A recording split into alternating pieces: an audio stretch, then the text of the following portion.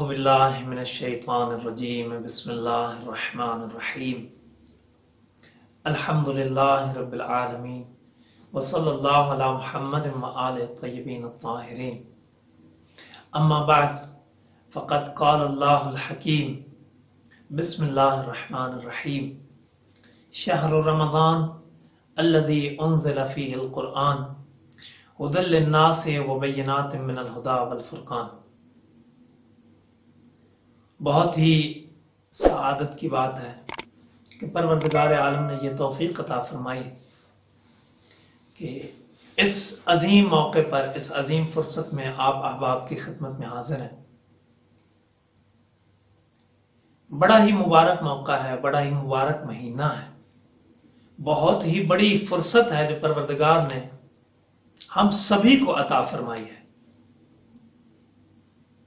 حبیب کبریا نے یہاں تک ارشاد فرمایا ہے کہ اس پاک مہینے میں اگر آپ واقعاً تقاضے پورے کریں، آپ کی سانسیں بھی تسبیح کا ثواب رکھتی ہیں، آپ کا سونا بھی تحلیل پروردگار کا ثواب رکھتا ہے۔ بہت بڑا موقع ہے۔ پروردگار نے اس آیت کریمہ میں اس مہینے کا تعارف کروایا۔ قرآن کی مختلف آیات میں پروردگار نے اس پاک مہینے کا مختلف انداز میں تعارف کروایا۔ جو آیت کریمہ تلاوت کی ہے آپ احباب کی خدمت میں، اس میں پروردگار نے ارشاد فرمایا کہ شہر رمضان الذی انزل فیہ القرآن ھدی للناس وبینات من الھدی والفرقان۔ یہ وہ مبارک مہینہ ہے جس میں قرآن کو نازل کیا گیا ہے۔ قرآن وہ کتاب جو ہدایت ہے تمام لوگوں کے لیے۔ کس چیز کی طرف ہدایت کرتی ہے یہ کتاب؟ کہاں لے جانا چاہتی ہے ہمیں یہ کتاب؟ یہ کتاب ہمیں اس راہ پہ بچا کر محفوظ رکھ کے آگے بڑھانا چاہتی ہے جس پر شیطان قسم کھا کے بیٹھا ہے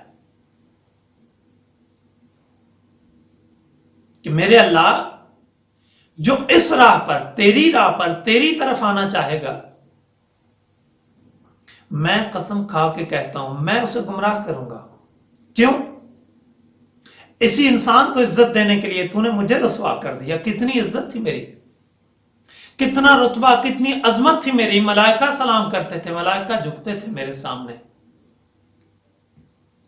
لیکن اس انسان کو تو نے عزت دینے کے لیے مجھے رسوا کر کے نکال دیا۔ اخرج منہا فإنک رجیم، نکل جا میری بارگاہ سے کہ ہمیشہ کے لیے مردود قرار پا گیا۔ تبھی قسم کھا لی تھی اس نے، رب بما اغویتنی لأقعدن لہم صراطک المستقیم۔ میرے اللہ تو نے مجھے رسوا کیا، میں تیرے صراط مستقیم پہ بیٹھوں گا، تیری طرف آنے والے ہر انسان کو بھٹکاؤں گا، سامنے سے حملہ کروں گا، اگر کوئی پسپا نہ ہوا، اگر کسی پر حملہ کارگر ثابت نہ ہوا تو پیچھے سے آؤں گا، دائیں سے حملہ کروں گا، بائیں سے حملہ کروں گا، چھوٹے پہ حملہ کروں گا، بڑے پہ حملہ کروں گا، کسی کو معاف نہیں کروں گا، اور میں نا امید بھی نہیں ہوں گا ان کو گمراہ کرنے میں جب تک میں اپنے مقصد میں کامیاب نہ ہو جاؤں۔ تو خالق یہاں پر ایک جملہ فرمایا، ٹھیک ہے جا زور لگا لے، جو میرے ہوں گے،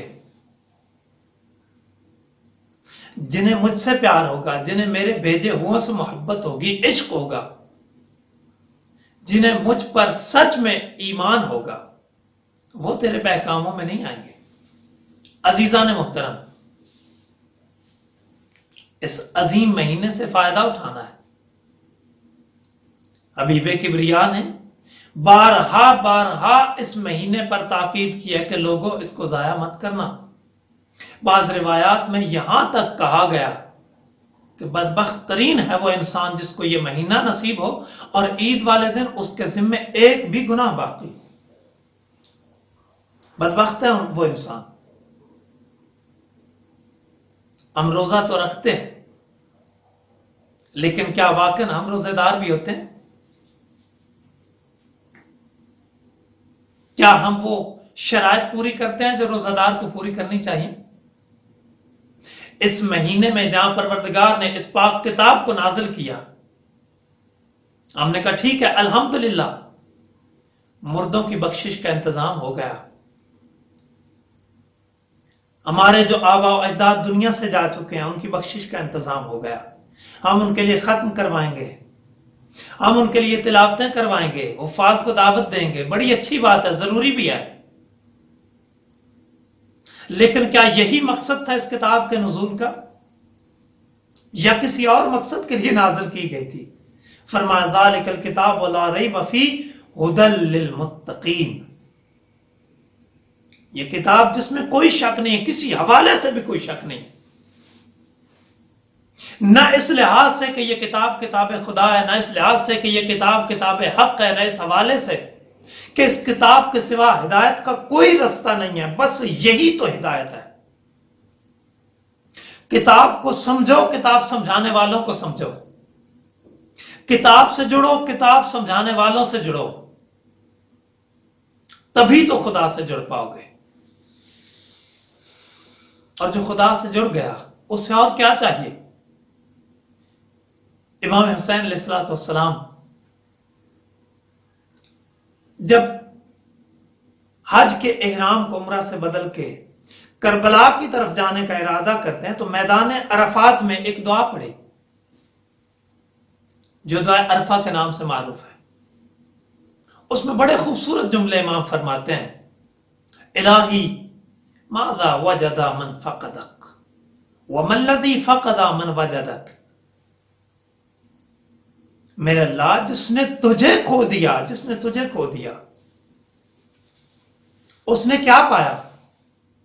کیسے کھو دیتا ہے انسان پروردگار کو؟ پروردگار تو ہر جگہ موجود ہے، وہ خود فرماتا ہے نحن اقرب الیہ من حبل الورید، ہم تو اس انسان کی شہرت سے بھی زیادہ نزدیک ہیں اس کے، تو کیسے ہو سکتا ہے ہم اسے کھو دیں؟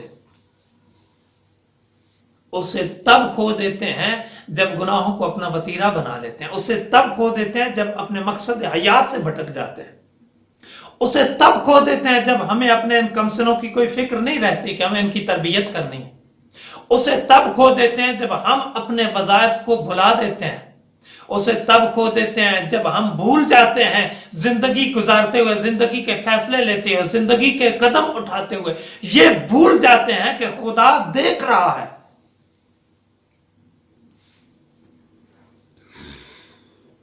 تب کھو دیتے ہیں اس کو جب یہ بھلا دیتے ہیں کہ ہمارا نامہ عمل ہمارے زمانے کے امام کی بارگاہ میں پیش کیا جاتا ہے۔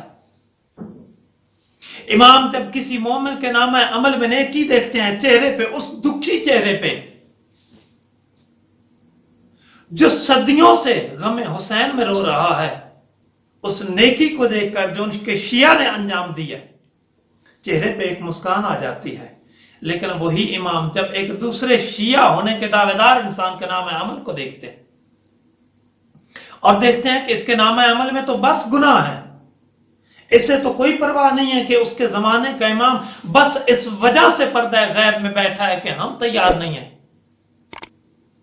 امام کا چہرہ معزون ہو جاتا ہے، برستی آنکھیں کچھ اور بھی طوفانی کیفیت اختیار کر جاتی ہیں، دکھی ہو جاتے ہیں۔ امام جب دیکھتے ہیں کہ ہمارے ماننے والے بوڑھوں کو اپنے بچوں کی تربیت کا کوئی خیال نہیں ہے، ہمارے نوجوانوں کو سیرت علی اکبر کی طرف کوئی توجہ نہیں ہے۔ عزیزان محترم، یہ مہینہ صرف یہ نہیں ہے کہ کھانا پینا چھوڑ دیا تو مہینے کا حق ادا ہو گیا، اس مہینے کی فضیلت قرآن کی وجہ سے ہے۔ آئیے قرآن کو سمجھنے کی کوشش کی جائے، آئیے قرآن لانے والوں کے مقام و مرتبے کو، ان کی معرفت کو حاصل کرنے کی کوشش کی جائے، آئیے ان کی تعلیمات اور سیرت و کردار کو سمجھنے کے لیے کچھ ایک دوسرے کا ساتھ دیا جائے، ایک دوسرے کا ہاتھ بٹایا جائے۔ آئیے شیطان اور شیطانیت کے مقابلے میں، یزید اور یزیدیت کے مقابلے میں مل جل کر اس حسینی قافلے کا حصہ بننے چلیں، تاکہ قیامت کے دن ہم بھلے ہی اس 15ویں صدی میں پیدا ہوئے ہیں، اس میں موجود ہیں، لیکن جب قیامت میں محشور ہوں تو ہم بھی زہیر ابن قین کے ساتھ ہوں، جب ہمارے یہ بچے محشور ہوں تو یہ بھی جناب علی اصغر کی رکاب میں موجود ہوں، جب ہمارے یہ بوڑھے محشور ہوں تو حبیب ابن مظاہر کے ساتھی بن کے نکلیں۔ انشاءاللہ عزیزان محترم یہی کوشش کی جا رہی ہے کہ اس پاک مہینے کی برکات کے سائے میں، پاک پروردگار کی خاص عنایات اور رحمات کے سائے میں تعلیمات محمد و آل محمد کو سمجھنے کے لیے کچھ قدم اٹھائے گئے۔ امید کرتے ہیں انشاءاللہ اس مبارک قدم میں آپ پورے جوش و خروش کے ساتھ ہمارے ساتھ رہیں گے، تاکہ انشاءاللہ ہم اس دین کو سمجھیں، اس قرآن کو سمجھیں، اس کی تعلیمات کو سمجھیں، اور پھر ان کے سائے میں اپنی زندگی کو الہی سانچے میں ڈالنے کی کوشش کریں۔ وما علینا الا البلاغ المبین۔